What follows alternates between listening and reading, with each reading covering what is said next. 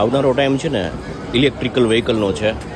આવનારો time છે ને એ intelligent charging સોલ્યુશનનો છે. આ તમે જે જોવો છો ને એ બધા ચાર્જિંગ સ્ટેશન છે, જે ઇલેક્ટ્રિકલ બાઇક, મતલબ કે પેટ્રોલ વગરના જે કહેવાય ને ઇલેક્ટ્રિસિટીથી ચાલતા બાઇક છે એના ચાર્જિંગ પોઈન્ટ્સ છે. અને આવનારા ટાઈમની અંદર આજે નહીં તો કાલે આપણે એક્સેપ્ટ કરવું જ પડશે. આપણા દેશની ઓવરઓલ કોસ્ટ ઘટાડવા માટે પેટ્રોલને ક્યાંક ને ક્યાંક તો ના પાડવી પડશે. અને એક પેટ્રોલનું સોલ્યુશન બી છે, તો જે પેટ્રોલના બી બિઝનેસમાં છે, જે પેટ્રોલિયમના બી બિઝનેસમાં છે, એમના માટે બી આ બેસ્ટ સોલ્યુશન છે. અને કંઈ ને કંઈ એમાં વિચારી શકાય એવું છે.